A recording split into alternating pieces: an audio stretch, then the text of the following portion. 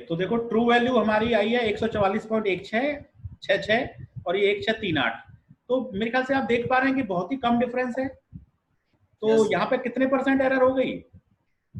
बहुत कम है सर, बहुत ही कम है ना, बहुत ही कम। यदि आप निकालना चाहें तो देखिए मैं निकाल के बता देता हूं आपको, है ना। 0.1666 माइनस समथिंग 1638 है ना, 2.8 10⁻³ डिवाइडेड बाई 144.1666 और मल्टीप्लाइड बाई 100। ये एरर आ रही है आपकी, बहुत ही कम आ रही है, 0.0019%, 0.0019% की एरर आ रही है। ठीक है, तो इस क्वेश्चन में हमने ये समझा है कि यदि हमारी लिमिट a से b नहीं, -1 to +1 नहीं है, a to b है, तो उस केस में हम क्वेश्चन को कैसे सॉल्व करते हैं। ठीक है, तो ये हो गया पूरा, ये हमने तीनों केस पढ़ लिए। This is important. Gauss quadrature ज्यादा इंपॉर्टेंट है, इंपॉर्टेंट सब है। क्वेश्चन सिम्पसन का भी आ सकता है, ट्रेपेजोइडल का भी आ सकता है, गॉस क्वाड्रेचर का भी आ सकता है ना। न्यूटन कोड का नहीं आएगा सर। जैसे पेपर मान लीजिए सर, एक क्वेश्चन है। हाँ बोलिए। एक क्वेश्चन, हाँ बोलिए सर। जैसे पेपर में आप क्वेश्चन देंगे ऑनलाइन वाले में, हाँ, तो जैसे क्या सब्जेक्टिव को सॉल्व करके हमें उसमें एमसीक्यू करना रहेगा कि उसमें कुछ ऑप्शन रहेगा लिखने को? कैसे? नहीं, डायरेक्ट करिए, बस डायरेक्ट करना है। जैसे ये मान लो यही क्वेश्चन आया कि solve this thing by 2 point quadrature rule, मान लो जी, हाँ, मान लीजिए ये क्वेश्चन आया कि इसको सॉल्व करो, तो अब इसमें आपको कुछ नहीं करना है, बस आप पहले तो 2/7 को -1 से +1 में चेंज कर लो।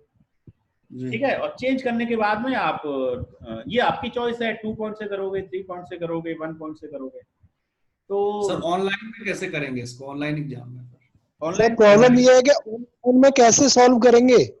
ये नहीं लिख पाएंगे ना उसमें हम लोग, कैसे करें? नहीं कर पाएंगे। अच्छा, आप जो एग्जाम, अच्छा अच्छा, हाँ, तो उसके पॉइंट ऑफ व्यू से अभी कौन सी एग्जाम की पूरी वो आ गई है प्रोसेस भाई? फिर भी सर एक आइडिया पढ़े लिखे होने के नाते है कि ये चीज कंप्यूटर किस तरह से एग्जाम होंगे ये अभी थोड़ी ना क्लियर किया है जीएलए ने।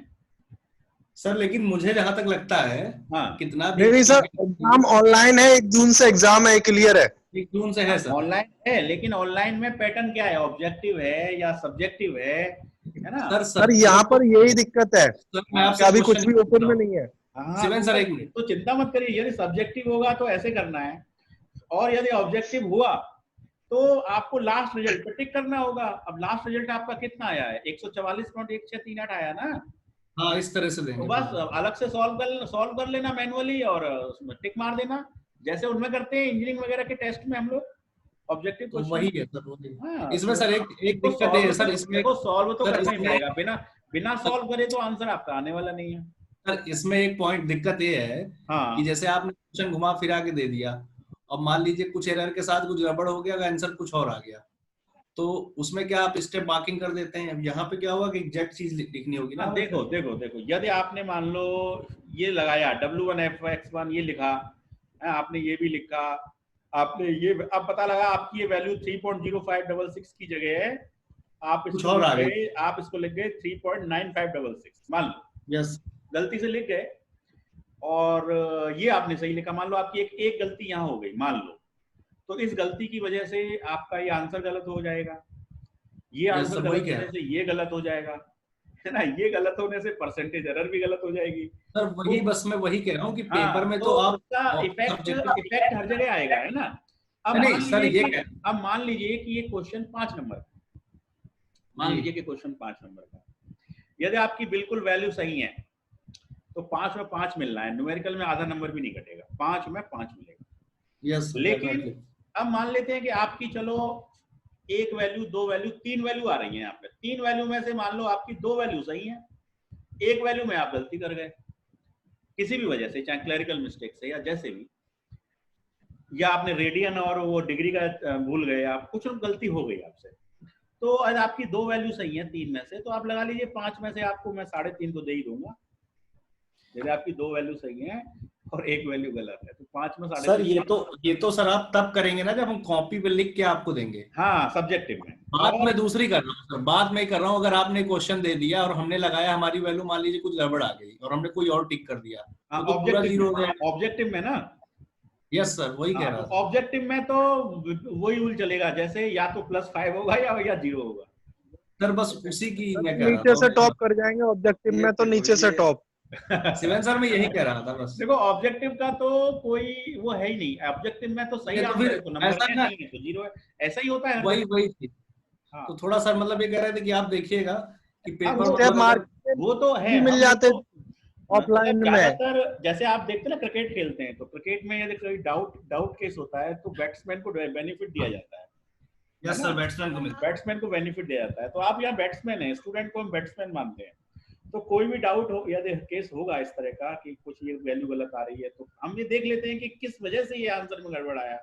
यदि प्रोसेस ठीक है और वैसे कोई हल्की सी क्लरिकल मिस्टेक से आंसर गड़बड़ आ गया, तो हम बैट्समैन को उतना पूरा बेनिफिट देने की कोशिश करेंगे, करते हैं जितना उसको मिलना चाहिए, है ना। तो ऑफलाइन में यही तो फायदा है। मतलब स्टूडेंट के फेवर में डिसीजन जाता है उस केस में।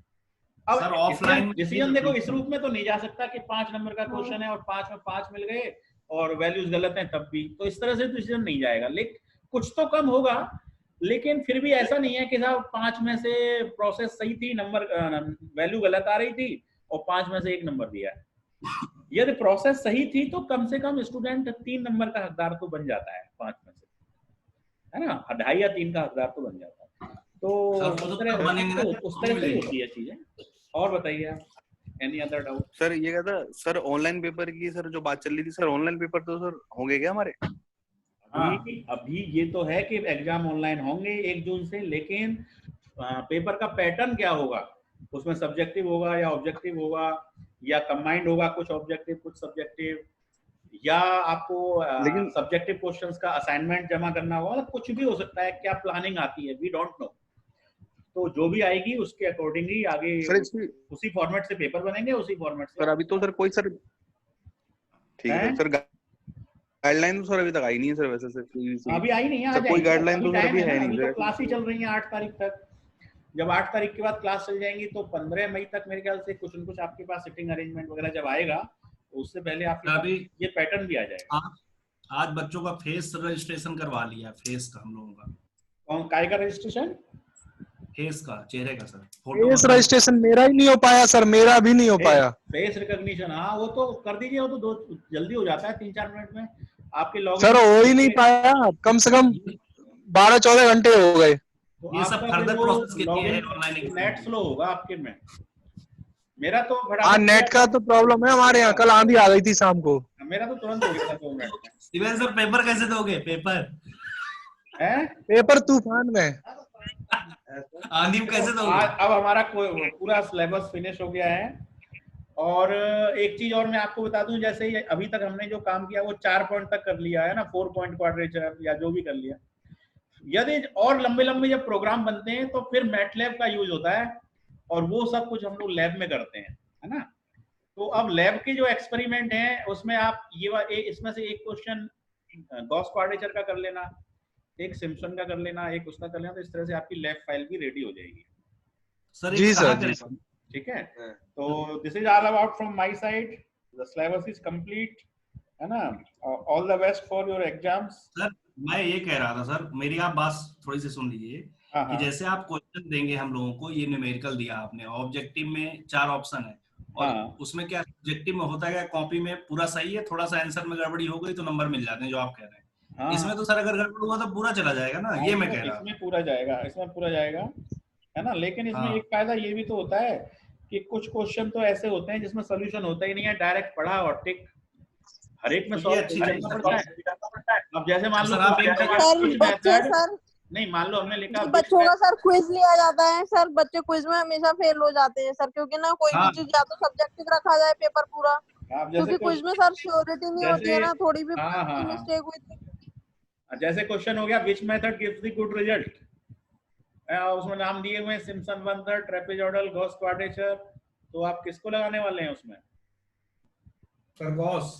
तो अब इसमें कोई सोल्यूशन करना थोड़ी पड़ा, जो आपने थ्योरी पढ़ रखी है उसके बेस पे आपने आंसर निकाल दिया, तो आपको पूरे आंसर सर आप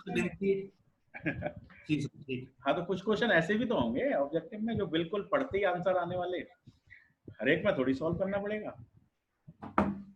ठीक है, डोंट वरी, जैसा भी होगा बेस्ट होगा। और मेरा फोन, मेरा व्हाट्सएप, मेरा मेल खुला हुआ है 24 घंटे। आपको कोई डाउट है बीच में तो आप व्हाट्सएप पे मुझे भेज सकते हैं अपनी कोई भी क्वेरी लिखकर। फाइल्स भेज देना, ये वाली आज वाली फाइल, ये न्यूटन का, रेप्सन का, ट्रेपेजॉइडल का, आपकी रिकॉर्डिंग आपके पास आ रही है। क्लास खत्म होते ही आपको मेल करूंगा, आधा घंटे बाद करूंगा क्योंकि आधे घंटे बाद रिकॉर्डिंग मिलती है मुझे, तो उसके बाद मेल करूंगा।